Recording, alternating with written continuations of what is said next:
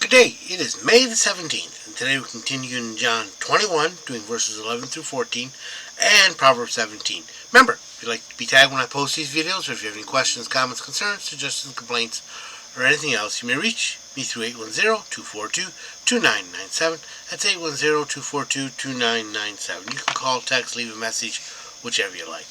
Now begin John 21, which is the last chapter, by the way. They'll be doing Esther in a few days. No, Ruth, I'm sorry. Yeah, Ruth. Starting at verse 11. For this, not for Ruth. Simon Peter went up and dragged the net to land, full of large fish, 153. And although there were so many, the net was not broken. Jesus said to them,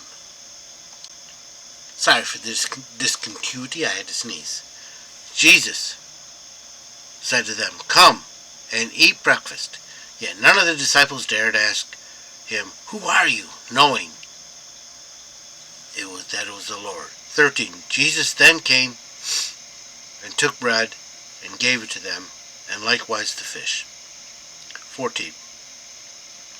This is now the third time Jesus showed himself to his disciples after he had raised from the dead. Okay. Verse 11. Simon Peter went up and dragged the net to land. He most likely went into the boat and dragged the boat to land and all that. He went up, therefore, on the vessel to drag him. Full of large fish, 153. There's no evidence that any teaching is meant by the number 153. You can read into it what you want, but there's no evidence in the Bible that that's what it is. Any kind of teaching. And although there were so many, the net was not broken. This is contrast to the other time when he told them to do it on both sides of the ship. There were so many that were breaking. The teaching you might be able to get from this is the first one was cast the net into the whole world and pull out, everyone. But some break and fall back into the water and are doomed. Whereas this one is all the ones that come to Jesus.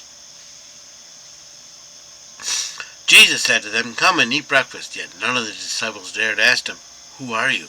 Knowing it was the Lord. The morning meal, basically.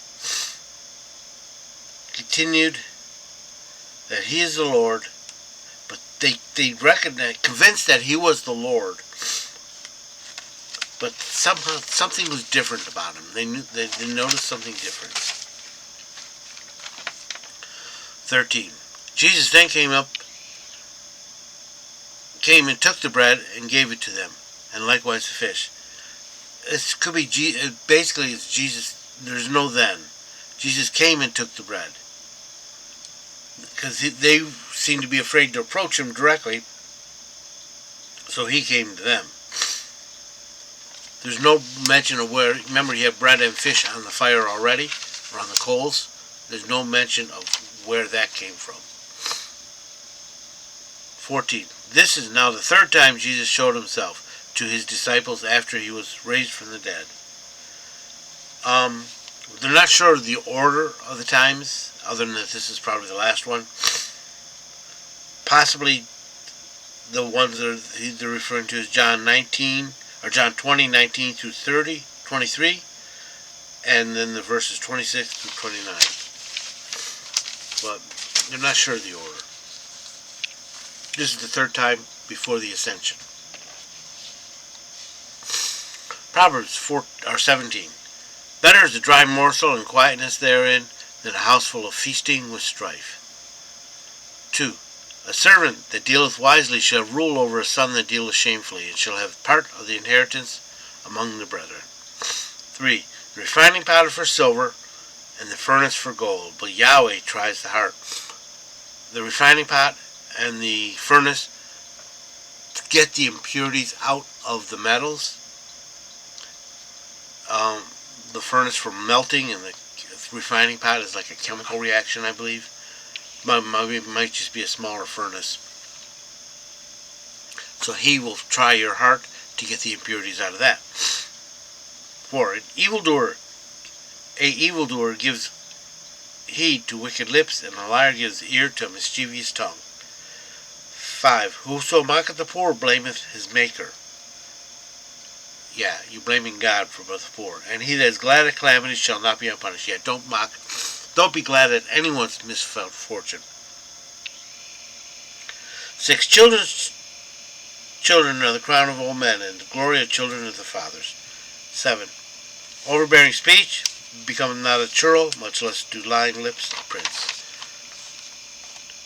8. A gift is a precious stone in the eyes that hath it.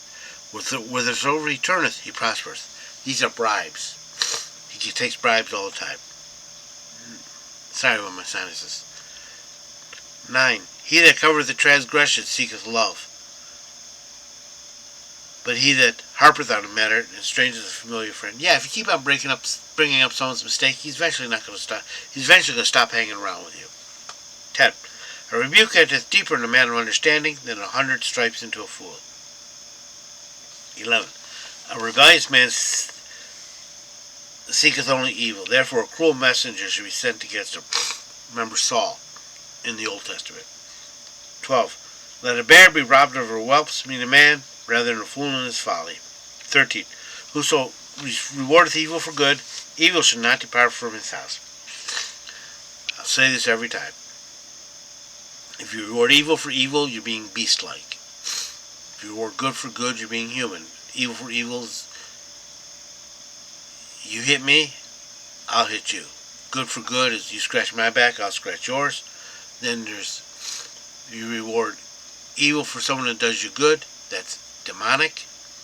And if you reward good for someone that does you evil, that's godly. Let's be godly. 14. The beginning of a strife is with one letteth out water. Therefore leaveth off contention before a quarrel breaks out. In other words, walk away while it's still small, before it breaks out big. 15. He that justifieth the wicked and condemneth the righteous, even they are both an abomination to Yahweh. 16. Wherefore there is a price in the hand of a fool, to buy wisdom, seeing he has no understanding. One of my drill instructors kept saying, buy books, send them to school, and all you do is chew on the covers. 17. A friend loveth at all times, and a brother is born for adversity. 18.